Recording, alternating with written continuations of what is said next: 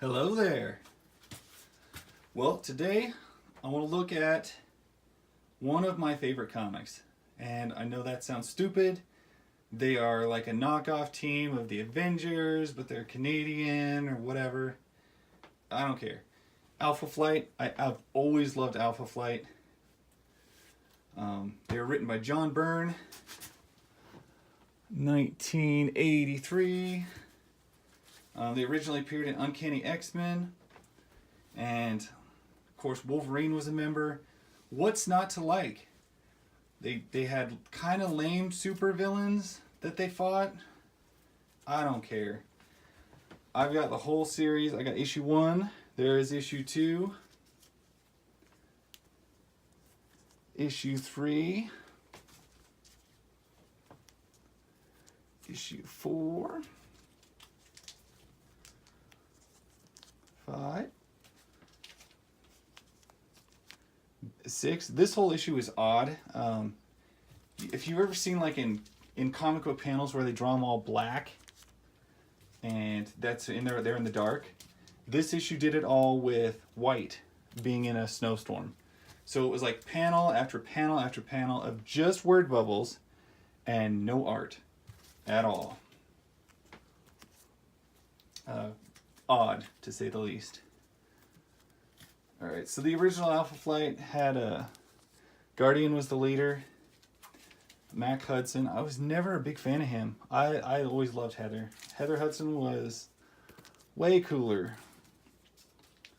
And, of course, she eventually becomes the team leader. Puck is another character that, like, cracks me up. He's just like a midget. He's just a tiny guy with the acrobatic skills at first. And there's times where they're like, "Oh, Puck, go easy. Don't kill that person with superpowers." And it's just like, he can do that? Really? Apparently he could, because he was pretty badass.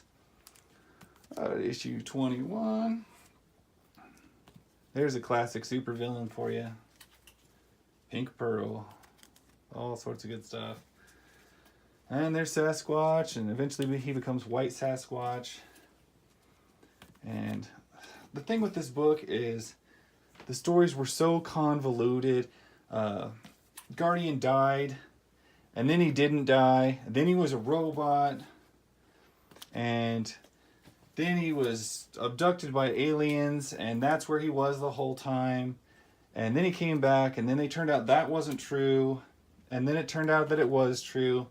And it's like with every artist and every writer, there you go, there's Heather Hudson as her Vindicator. She finally puts on a suit and takes over the team. But, man, it seems like with every writer that they got, they just decided, oh, let's go in a different direction. Let's change this. First 20 issues, I'm going to say, are super solid. And even some of these later ones, they're good. But they're not super great. Alright, let me pull these down, or move these out of the way. And grab another stack here. I got the whole series. Issue 41. 42, 43. Virtually the whole team cycles out from the first team that it was. It cycles out to a completely different team.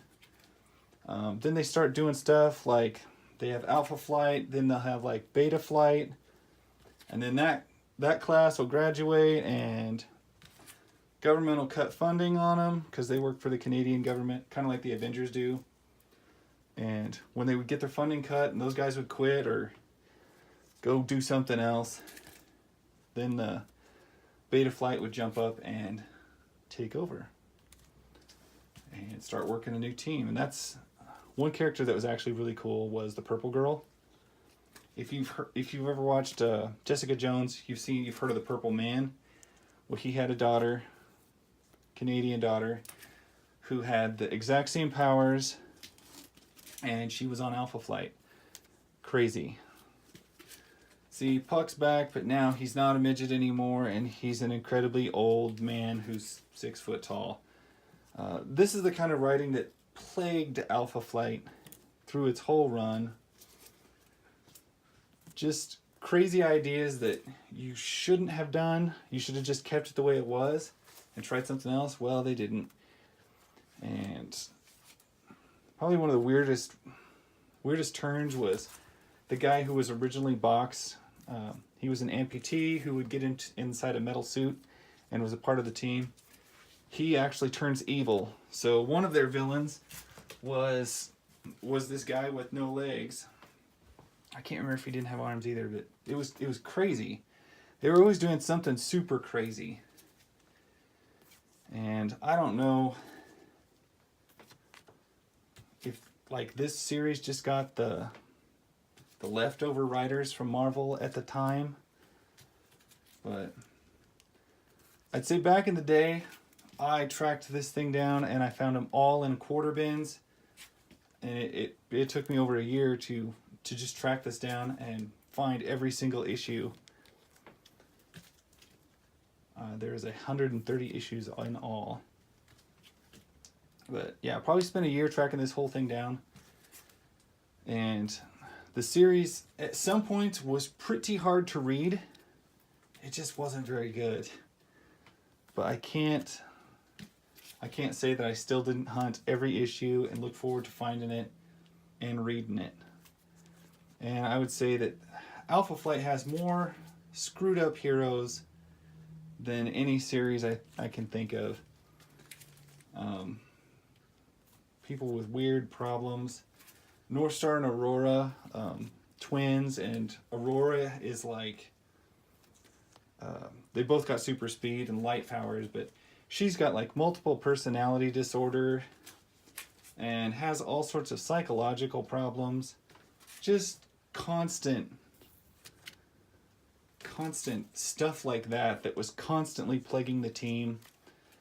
So when they didn't have villains to fight, they had their own demons to be fighting, and they certainly had enough to go around and keep everybody going. Issue 97, 98, 99.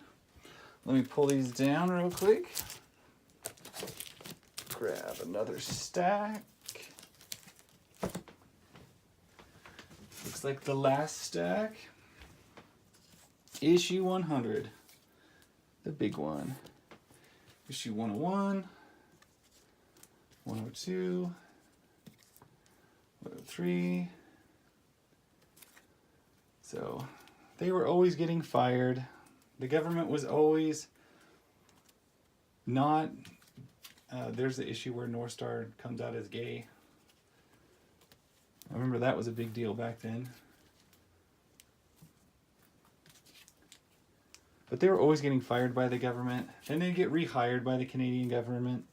Then they would get defunded. Then they'd get hired again. Just constant drama. They had more drama about where they were going to live next than they had good villains. The Master was probably their biggest villain, and he was kind of lame. I'm not going to say he was cool by any means.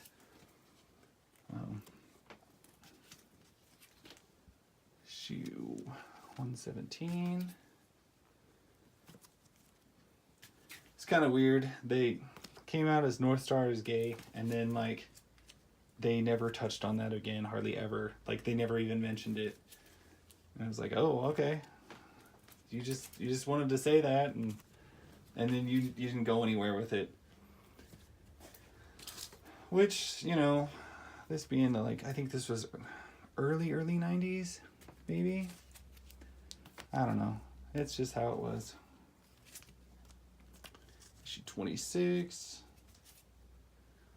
27. They've relaunched this book a couple of times,